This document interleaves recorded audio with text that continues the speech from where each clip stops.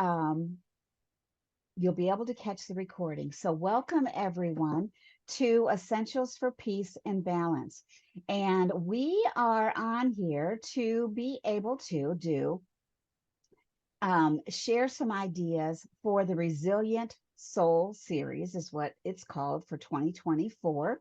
And we are here to just really open the door for some vibrant discussions on self-awareness and self-acceptance and self-care and all the other selves that are out there, because self-love and self-care is very crucial to our ability to be who we want to be and to put our best foot forward.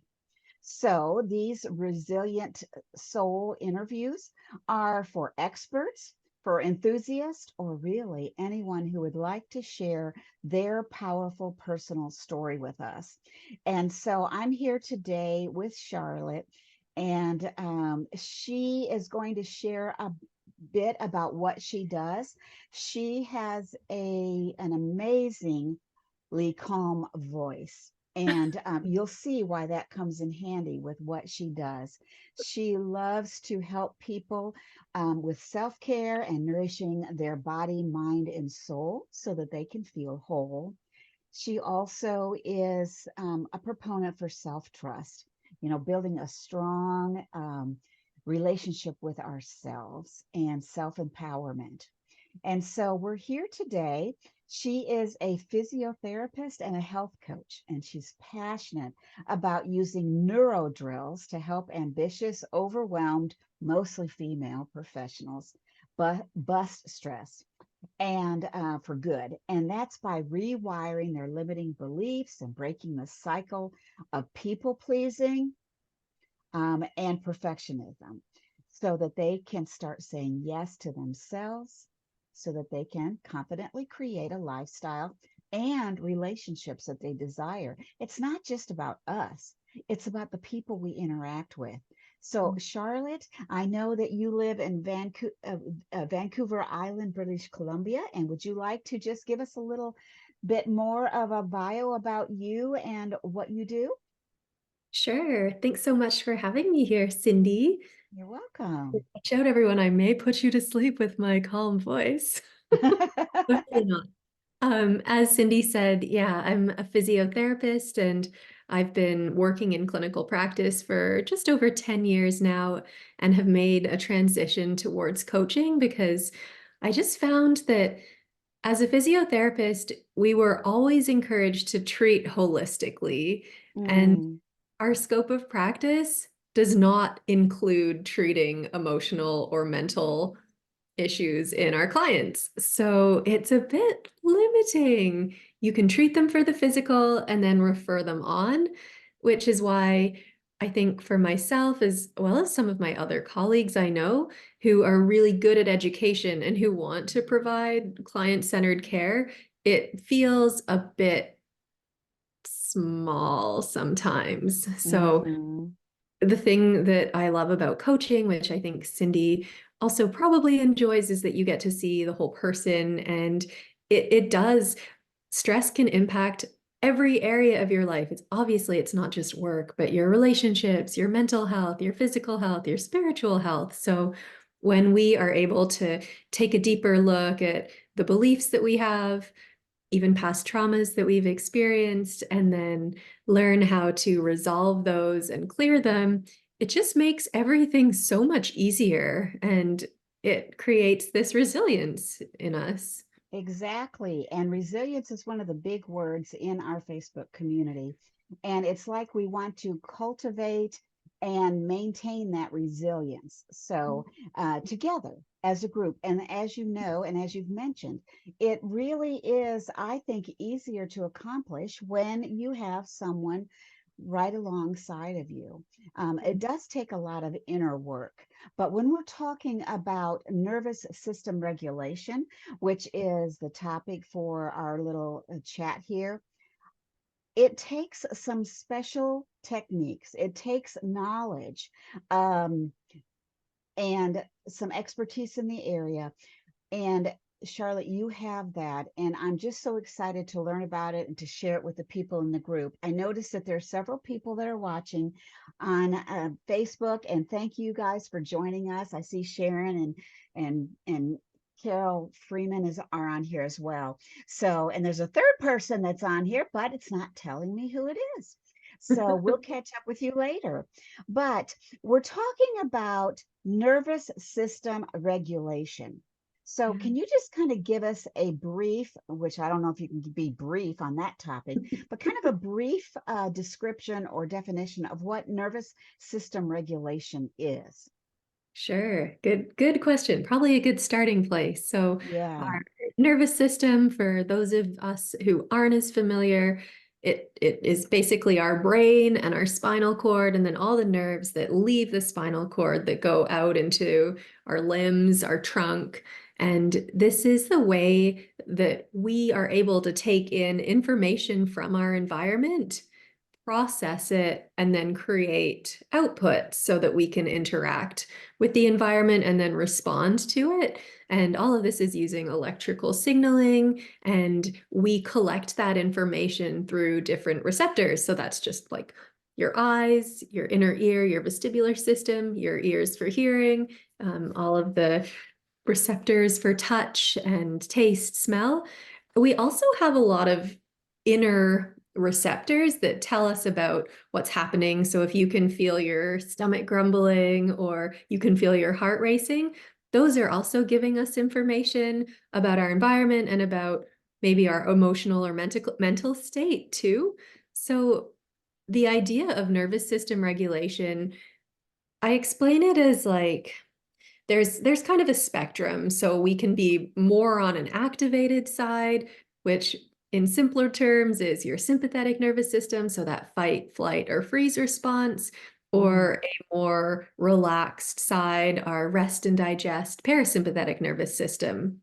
So obviously, we need energy to get out and do the things we want to do in our day. So we can't say that one side is good and the other side is bad. When we're talking about regulation, it's being able to have the flexibility to move between different states and have a bit more of a feeling of control in doing so, so that you're not getting like stuck here on the stress side or here on the I'm so tired, I'm not feeling well, and I can't get out of bed side. So being able to have Mm. that flexibility is really important.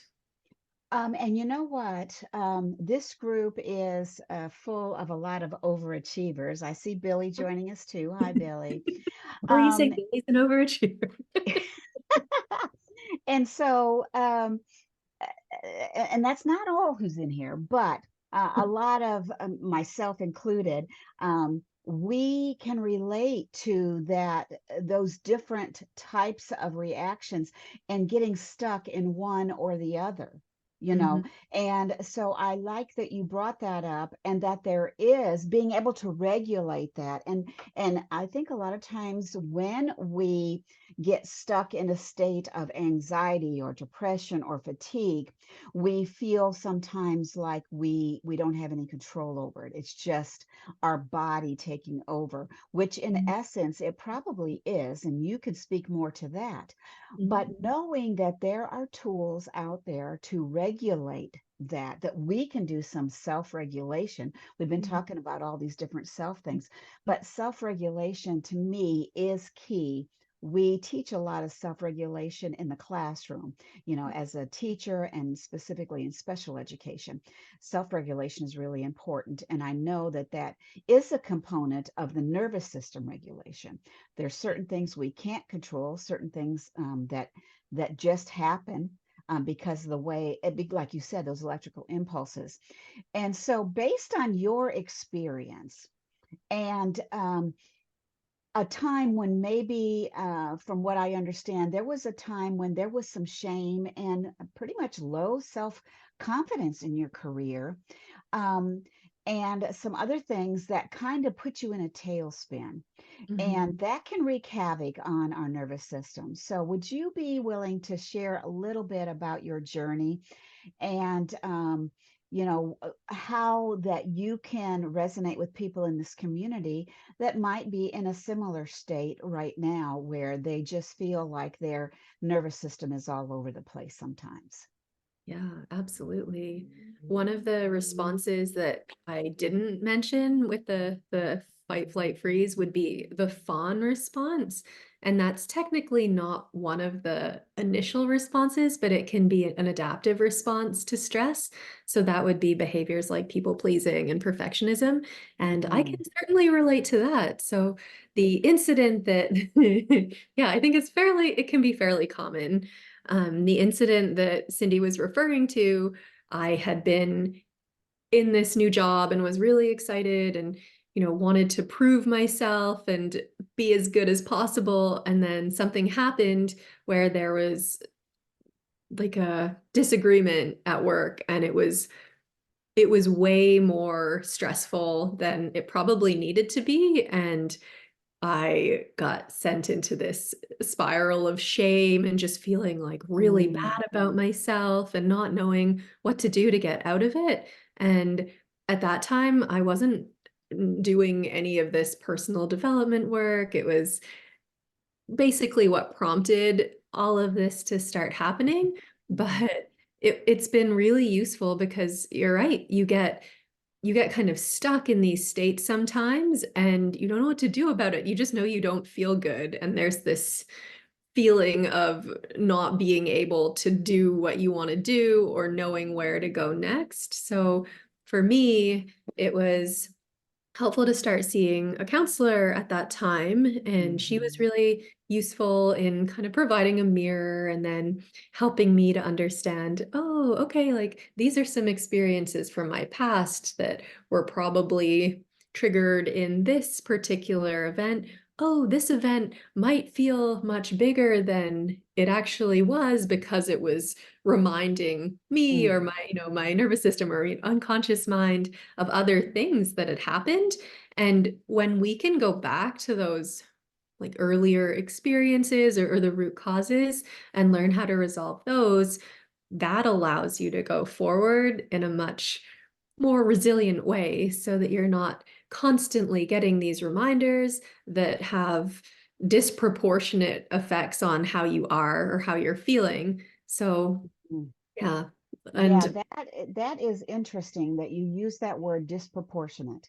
yeah. Um, I feel like a lot of times that's what puts us in that tailspin, because for whatever reason, whether it's because we're tired, we're burned out, we've got some anxiety going on, we've had something that didn't go our way, or that, you know, some unexpected things that have come our way, and we just sort of get taken over by it initially. Mhm. It just, your whole body just responds to it. And it's interesting to me that sometimes when I feel like I've got things in control, my body can still have angst in it. And even though I've told myself it's fine, my stomach doesn't know that, you know? Mhm. And so it's interesting how the nervous system works. And I'm like you, when things fell apart, I've had a few times over the years. I've had about four different, like burnout sessions where I just felt like I couldn't go on anymore. And I reached out and I got some counseling, some support and help, and just to put things in perspective. And then gathering some of my own tools and resources that work for me specifically, so that Mhm. I can, when I get in a tailspin, get out of it a little bit quicker. And I know the nervous system has a lot to do with it. I don't know all the ins and outs of what you were just talking about and how that works, but I do know that there's a lot of modalities that we can use, and a lot of like behaviors or habits on a positive note that we can put in place that can help ease the nervous system. And over time, from my experience, you can regulate that nervous system and you can help it to respond much quicker to the things that you're doing by doing it on a regular basis in repetition. And Absolutely. so you started, let's talk about this epiphany you had. um, about that time. And when did Thrive Wellness come into all that? Oh, that was probably 2020, later 2020. So I had been working at as a physiotherapist, I work both in clinic as well as in community, seeing some mobile clients.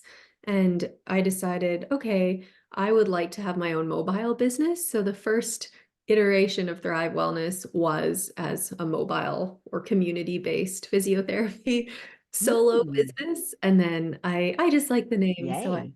yeah. Yeah. Yeah, that's pretty cool. So you are actually not only a physiotherapist, you're an entrepreneur as well. That's right. And yeah, that's We exciting. all need nervous system regulation for that. Yeah, yeah, that's for sure.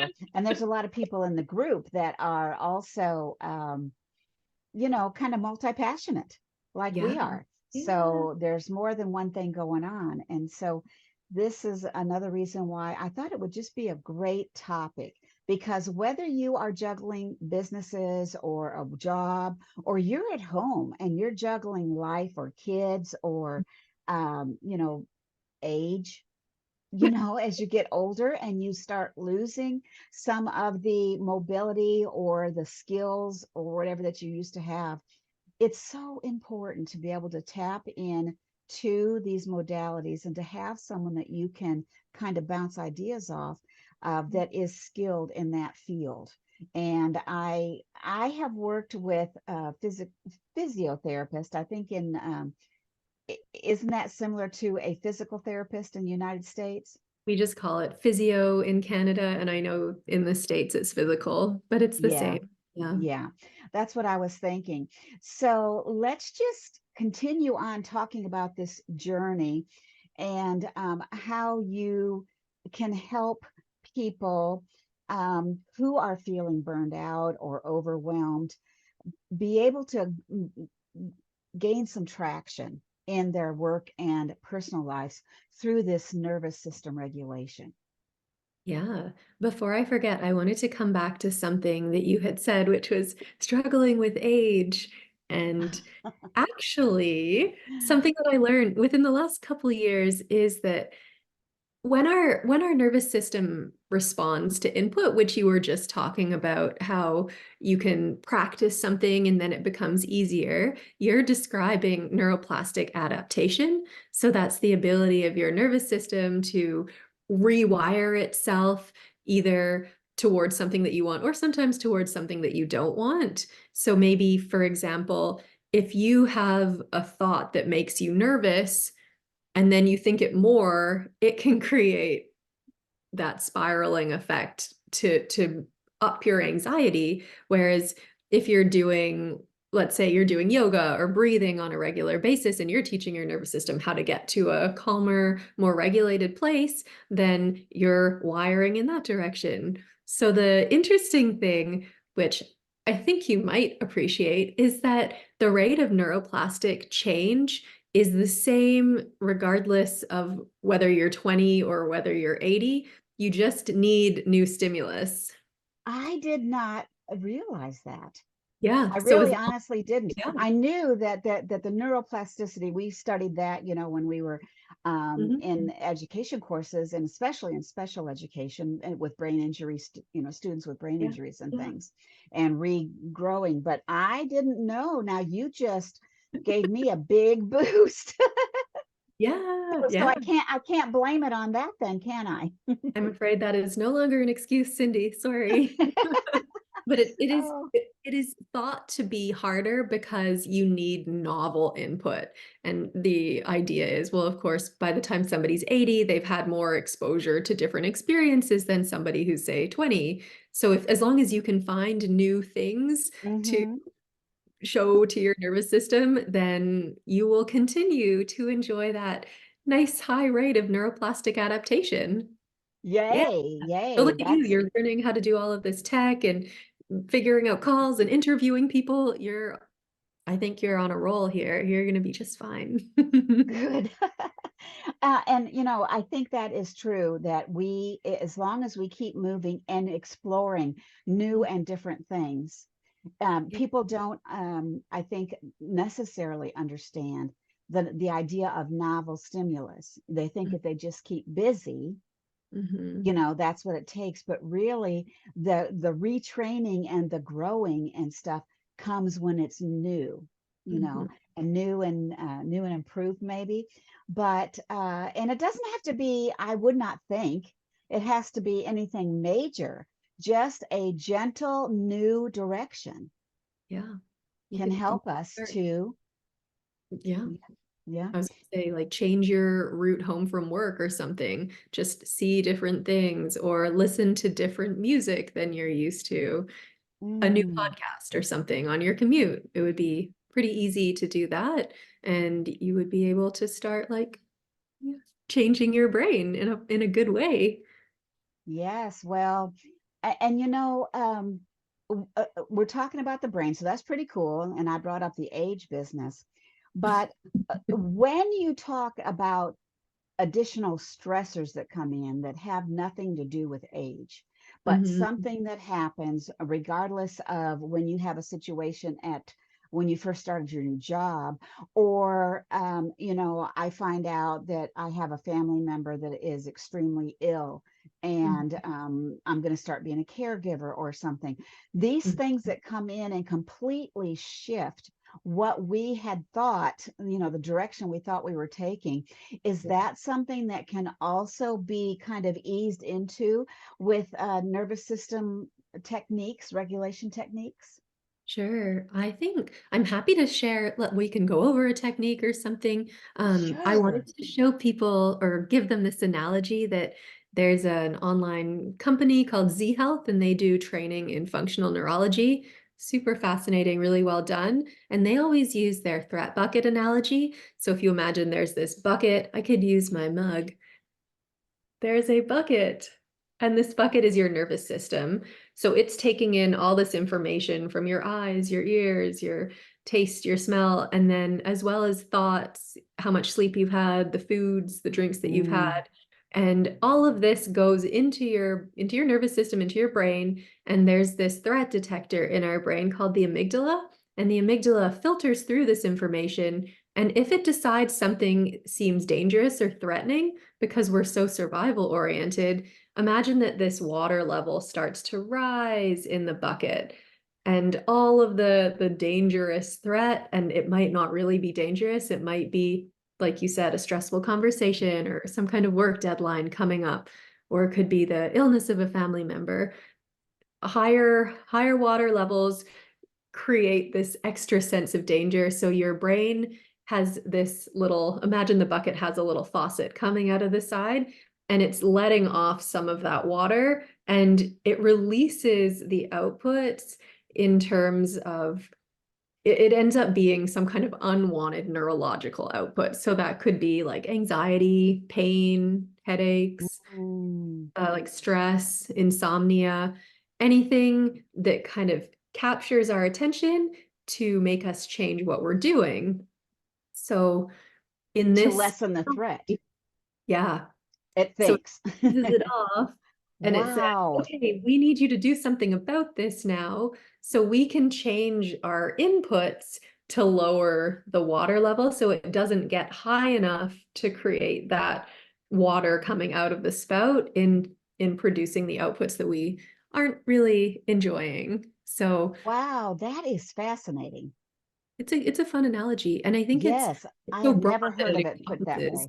Oh, cool. Yeah. Yeah, yeah. Mm, So for example, even, and this is where it's kind of fun to work in physio, because someone might come in with neck pain or back pain. And so pain is an output that's coming out here, but then they're telling me about, like, previous injuries, stressors in their lives, and that can be increasing the likelihood that pain is being produced. So it could definitely be, we always look at the tissue. If somebody came in and they said their back hurt and I never looked at their back or touched their back, they would probably think I was crazy, which is fine. But we can do a lot with testing and treating your vision, your vestibular system, your sensory system in your hands and your feet, and impact how high or low that water level is to reduce pain somewhere else. So lots of my clients Mm. get breathing exercises or eye movements, head and, vestibular system stimulation. And that way they're rehabilitating systems where they might have had previous injuries, or at least optimizing those systems so that the overall water level in this bucket is as low as possible on a regular basis. Mm. Mm. Mm. Mm. Wow, that kind of gives me chills because that is, to me, a real understandable explanation, and it makes it very visual, and it helps us to realize that things like, let's say that they do have something that can't be repaired. Right. It doesn't mean that you are going to be in maximum pain all the time. There are Mhm. things I think you can do, if I understand you right, Mhm. that can help to mitigate some of that Yeah. um, through the entire nervous system, because it's kind of all interrelated, isn't it? Yeah, you summarize that really well. It doesn't just have to be targeting the area that hurts to get to impact that area. So Mm, one of the drills that is kind of fun, and since we were talking about novel stimulation, maybe we'll do this one. It's called tongue circles. So okay. We will we will start, usually I start with some kind of assessment. So if you would like to just turn your head side to side, get a sense of what that feels like in terms of range of motion, how smooth it is. If it doesn't feel good, don't push into any pain. That when we push into pain, we're upping that water level in our threat buckets. And then we are going to, keeping your lips closed, make circles with your tongue around your teeth, so between your teeth and your lips, about 2 or 3 times each way, seeing if you can make a bigger circle each time. Hmm. Go the other way if you haven't already.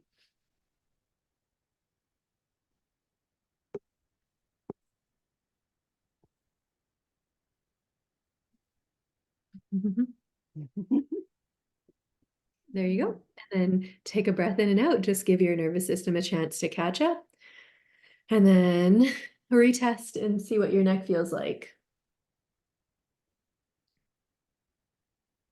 So often there will be a good dosage for your system. So some people will find, oh, my neck moves a little bit farther. It feels smoother. Other people might not notice a difference.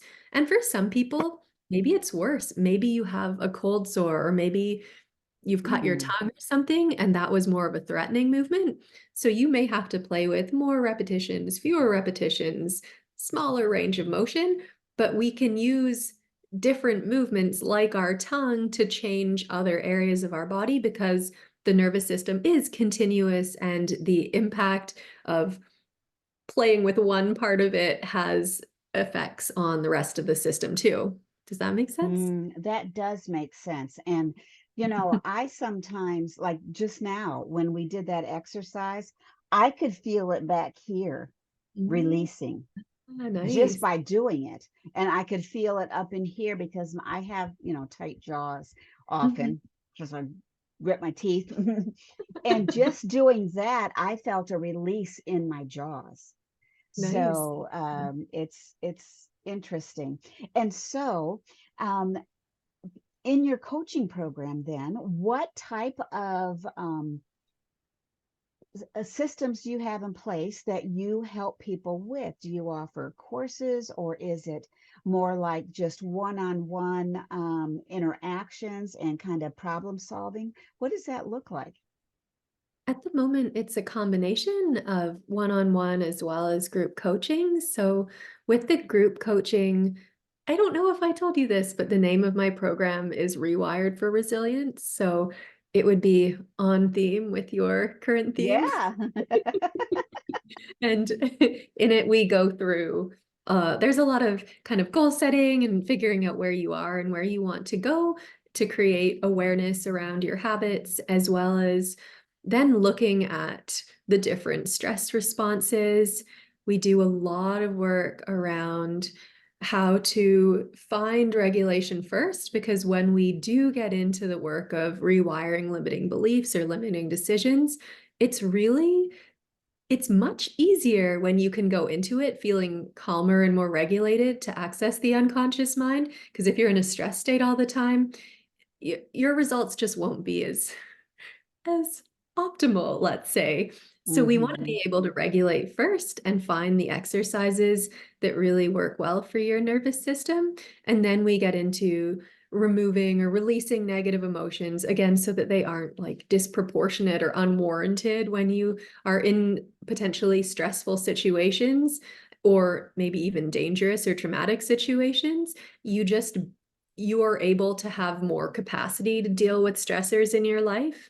And then, yeah, we go through how to rewire those beliefs. So anything in your life that might be holding you back in terms of obstacles. And the way that I've designed it is kind of a combination of, there are courses, or sorry, modules that are pre-recorded, as well as group coaching sessions on a Hmm. weekly basis, so that we can make sure that everybody is caught up with the content and following and everything like that.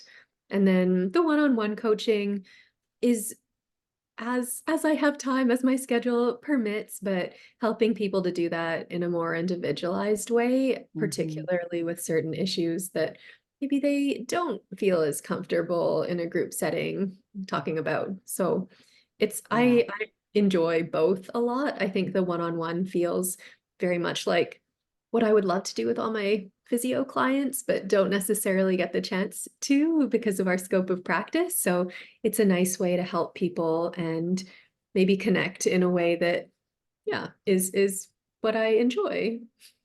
All right. So I just saw a question here Oh, um, from one of our readers, or listeners, I mean. Um, can you do these things virtually? yeah, absolutely. Okay. Mhm. Hmm. Yeah. Okay. Well, that's cool to know that you can. And it's interesting because when we had COVID, Mm, and we had to, when we came back, we had to do OT and PT and speech virtually. And yeah. parents were up in arms because they're like, how are you going to do PT, physical therapy virtually? You can, you You can. can. And we invited them to come in and see what it looks like on a session. And they're like, wow, I need some of this for myself, Cool. Yeah. because you not only do it face to face, virtually face to face, but Mhm. I know with your modules and things that there are exercises that, and learning that they can listen to over and over again. That's kind of the way I learn best. So when you Mhm. said having modules that are pre-recorded, I love that Oh, because I forget. yeah. Too. I think repetition is very helpful for sure. Yes, I am a big believer in repetition. Mm. And I mean, that's how your mind learns, is through repetition. And when we try this and that and this and that, and anything that comes along, we try it. If we don't dedicate ourselves to use it on a consistent basis, we're not going to get the type of results, or like you said, optimal results, as if we use it consistently. Totally. So, Yeah.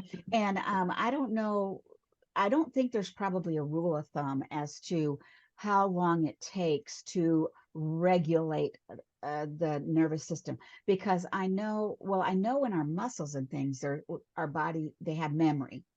Yeah. Is our nervous system the same way, that it sort of has memory and it takes time to retrain it?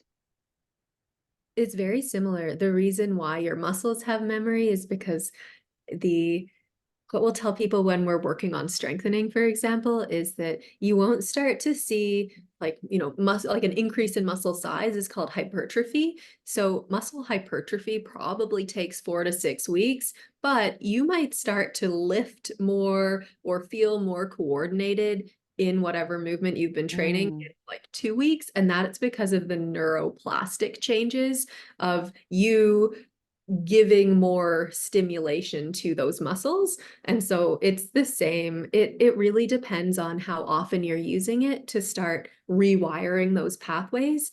Think of those like, so our nerves conduct electricity through, or our nervous system conducts electricity, and our nerves are covered with these myelin sheaths. But you can think of that Mhm. as like a wire that has a coating on top of it. Mhm. So the wires with coating transmit electricity much faster than uncoated wires. When we use a pathway more and more, we layer on more of this coating, so they become faster pathways and more efficient. So when we keep doing the same thing over and over again, it creates stronger, more effective circuitry. And that Mhm. means that we can access the calm or the energy faster when we've practiced it a lot. So it is very much like training a muscle. We're Yeah. just training our brains. Yes, that is so fascinating to me. Mhm. And when you talk about the myelinization, we learned a lot about that when we work with students with brain injuries. Right, yeah. Um, and that you can rewire, and start on other things. And just before we go, I wanted to say, does it work the opposite? So that's what I figured. That if you don't use it, you lose it. That's one of the principles of adaptation. Use it or lose it. Yeah, use it or Ideally, lose it. you don't use the things that you don't want, so you can lose them, and you keep using the things that you want to train and foster, and those things will continue to be accessible and probably even more successful when you use them in future. Mm, mm. And Mhm. just the thought, and that is a great thought for us to end on, is thinking that if you don't use those things that are not serving you well, and that are causing issues for you, you can kind of, it gets less and less, I would think.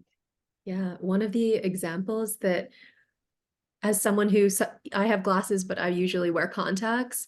If you if you think about our eyes, when we use glasses, we're looking through the lenses of the glasses, so we're not actually focusing outside of the glasses. So we're kind of shrinking down our field of vision a little bit. So if you are wearing glasses, it can be really helpful to train your eyes to still move in as much range of motion as possible. Like one of my clients recently, she has a condition in which her eyelids end up getting quite droopy. So before she was waiting for surgery, we tested her eye movements, and she could not look up or down. She just hadn't looked up in so long because her eyelids covered her eyes. So when she had had surgery to lift her eyelid up a little bit more, we were able to start working on eye movements upwards even before that happened, so that when she had more ability to do so, she was able to see without having to lift her head. So that was cool. Yes. And it shows like this woman is in her 70s. So she hadn't used it, she lost it, but she gained it back because she started practicing it intentionally. Mm, that is a perfect segue to end with. Okay. I'm not even 70 yet, so there's hope. Well, there's definitely hope. Oh, this has been really fun for me, Charlotte, because it just brings back some of the really cool stuff that I used to learn from the physical therapist and the speech pathologist and things that specialize, in that part of the brain and the child, as it was in my setting. Yeah, I did the learning, but they did all that other cool stuff. So it's been a lot of fun to talk it to all you comes together. and It's fun. share. It Yeah. does. It does. We all work together. Mhm. So we're going to put the links down below, but for someone to be able to connect with you and, ask questions or get to know you more or participate, because I know you have a Facebook community too. Can you tell us, how to reach out, and then we'll sign off and we'll put all that information in the comments later on. Absolutely. Yeah. If people are interested, I have a Facebook group, like Cindy mentioned, called Connected Clinicians. And I had initially made it for healthcare workers, but there are lots of people who do not work in healthcare who have also joined. And like Cindy, I don't think I'm as regular as she is going live, but I do my Friday live trainings, and we've been talking about, limiting beliefs and things like that so far this year, goal setting, and we talk about nervous system regulation, different drills to try, breathing techniques. And if you are interested in joining, you are more than welcome to. I would love to have you. And if you just have questions and you want to reach out, I think Cindy might tag me in this video. So you're welcome to Yeah. send me a message or friend me, whatever you like. Yeah, happy Yeah. to questions and see what your nervous system's up to. Yeah. And you know what? I was just thinking, we are clinicians for ourselves That's and true. yep. Absolutely. So we fit right in there. Not in a Sure. clinical sense, but more in a personal sense. All And right. Well, that's maybe the self-care aspect right there. exactly. Self-care clinicians. All right. Well, thank you. I don't see any more comments at the moment, but if we do see some that come up later, we'll respond to them. And thanks again, everyone, for joining us and for commenting. And for those of you who are watching the replay, welcome. And you're going to enjoy this talk because it's been very enlightening for me. So thanks again. And we're going to say goodbye to everyone. Thanks, everyone. Thanks, Cindy. All right. You're welcome. Bye-bye.